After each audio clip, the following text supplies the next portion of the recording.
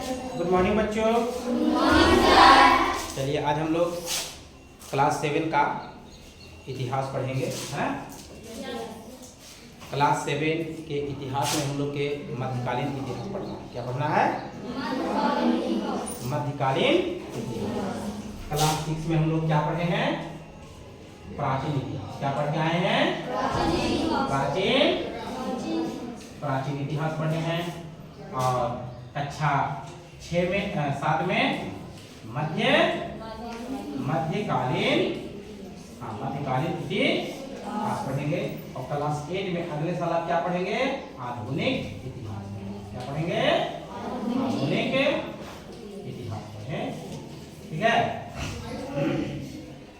हम लोग आज 7 क्लास का पढ़ेंगे चैप्टर नंबर 3। चैप्टर नंबर 3 में हम लोग कुछ पढ़ चुके हैं। दिल्ली का सुल्तान। क्या पढ़े हैं? दिल्ली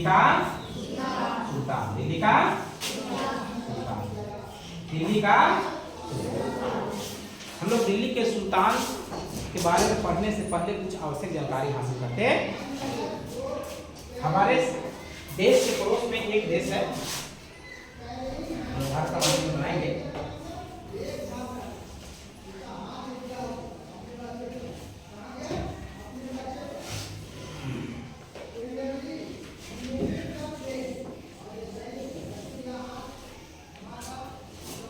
ये क्या भारत? ये है भारत के पड़ोसी पाकिस्तान, और पाकिस्तान का पड़ोसी और हमारा भी पड़ोसी यहाँ पर है अफगानिस्तान। ध्यान देना, अफगानिस्तान की राजधानी काबुल। अफगानिस्तान के इसी पहाड़ी इलाके में एक क्षेत्र है जहाँ पर एक व्यक्ति का जन्म होता है, जिसका नाम है मोहम्मद गौरी। क्या नाम है? मोहम्मद गौरी। क्या नाम है? मोहम्मद गौरी। मोहम्मद नहीं, मोहम्मद गौरी। गौरी भी नहीं, गौरी। मोहम्मद गौरी। ये मोहम्मद गौरी का जन्म एक गरीब परिवार में होता है, लेकिन अपने बुद्धि और अपने विवेक के आधार पर, अपनी ताकत के आधार पर वो एक दिन बन जाता है? राजा बन जाता है। क्या बन जाता है? राजा बन जाता है। और मोहम्मद गौरी का जन्म 1149 ईस्वी में, कहीं ये 44 ईस्वी में, 1944 में। मोहम्मद गौरी का जन्म कब हुआ? 1144 या फिर 1149। कहाँ जन्म हुआ था? अफगानिस्तान, काबुल के एक पहाड़ी क्षेत्र में, इलाका में हुआ था। इसके पिताजी का नाम था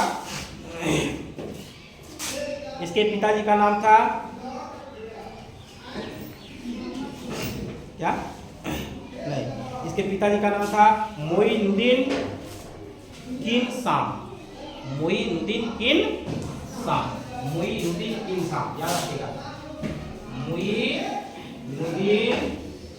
मोइनुद्दीन किन शाम। मोइनुद्दीन किन शाम नाम था, और एक गरीब परिवार था। क्या था? गरीब परिवार। इसी के घर में किसका जन्म हुआ? मोहम्मद गौरी का जन्म होता है। कब होता है? 1149 ईस्वी। और अफगानिस्तान के काबुल में भी अगर कहिएगा तो कौन सा जगह? गोर प्रदेश। कौन प्रदेश? गोर प्रदेश में हुआ था। और गोर प्रदेश में जन्म लेने के कारण ही इसका नाम मोहम्मद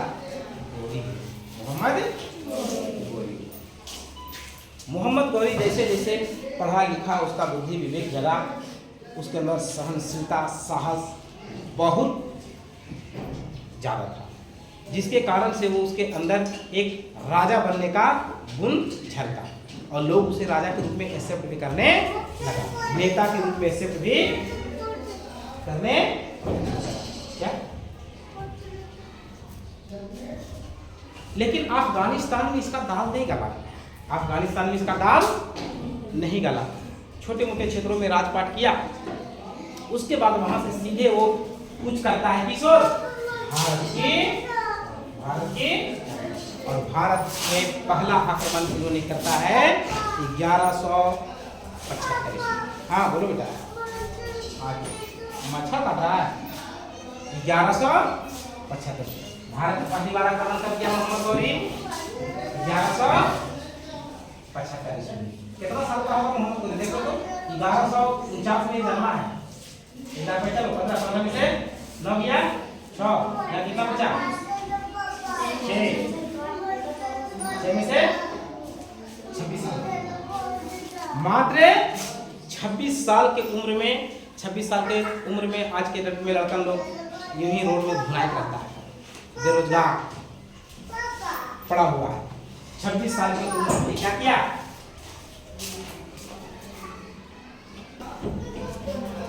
हाँ, तो मोहम्मद गौरी पहली बार भारत में आक्रमण कब किया? 1100 कितने साल उस समय उम्र इनका कितना था? 26 साल, एकदम युवा था। जोश का कमी नहीं था, ताकत का कमी नहीं था, इच्छाएं अपरम पार था। वो भारत की ओर कुछ किया और भारत में आक्रमण कर ही, और ये भारत में 7 बार आक्रमण करता है। कितने बार? 7 बार। एक और आक्रमण का नाम आएगा, आक्रमणवादी का नाम आएगा, वो 17 बार भारत में आक्रमण किया था। उसका नाम है महमूद गजनवी। महमूद गजनवी। महमूद गजनवी भारत में कितने बार आक्रमण किया? 17 बार किया। अब मोहम्मद गौरी भारत में कितने बार आक्रमण किया? 7 बार आक्रमण किया। दोनों में कंफ्यूजन नहीं होना चाहिए, दोनों में कंफ्यूजन। मोहम्मद गौरी भारत पर कितने बार आक्रमण किया? 7 बार। महमूद गजनवी कितने बार आक्रमण किया? 17 बार। ये पहले हुआ, बाद में ये होगा। ये हाँ, ये बाद में हुआ, ठीक है। ये बात है, ये बात है।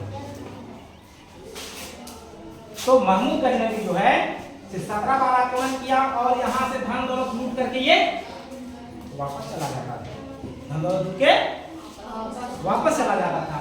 लेकिन मोहम्मद गौरी जब आक्रमण करता था तो धन दौलत तो लेता ही था, लूटने के बाद यहाँ पर अपना कुछ सेनापति को छोड़ के चला जाता था और बोलता था कि तुम यहाँ का राजपाट करो, तुम यहाँ का राजपाट करो। इस तरह से इसका 5वां और 6ठा आक्रमण जो था, 5वां और 6ठा आक्रमण वो था 1991 और 92। इसको बोलते हैं तराइन का प्रथम युद्ध और तराइन का द्वितीय युद्ध। इसको बोलेंगे प्रथम युद्ध।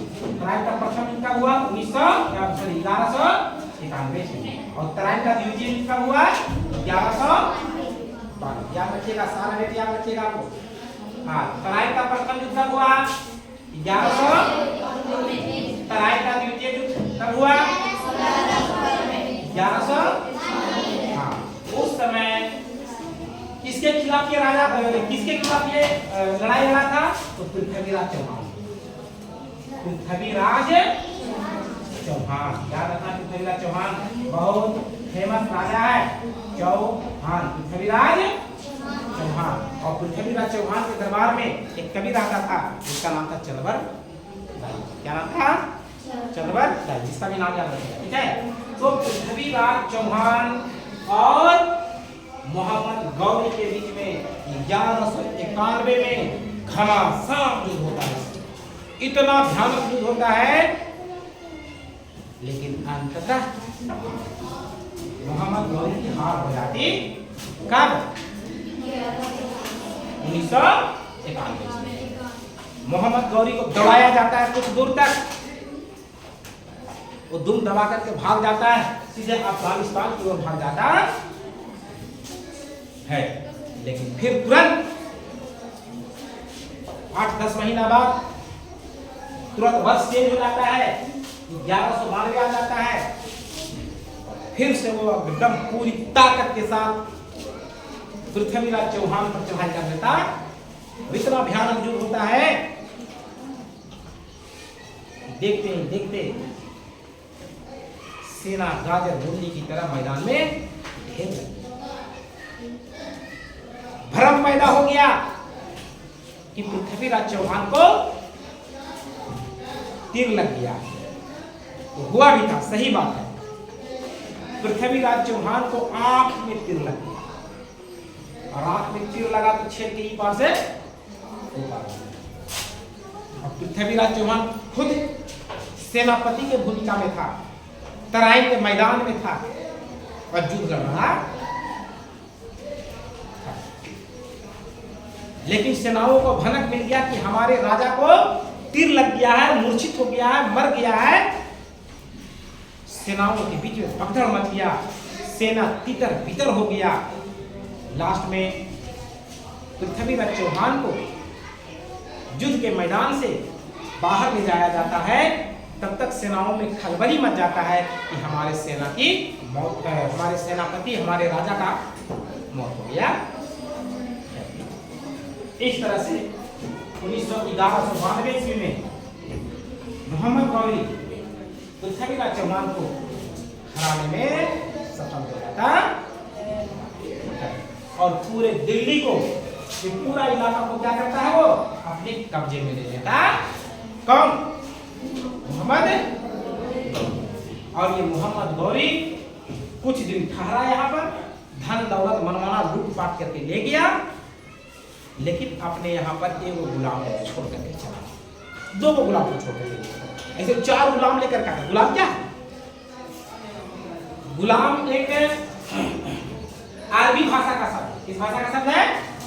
अरबी भाषा का शब्द होता है, जिसका मतलब होता है गुलाम माता पिता के संतान, गुलाम माता पिता के आजाद संतान। यानी गुलाम उसको बोला जाता था।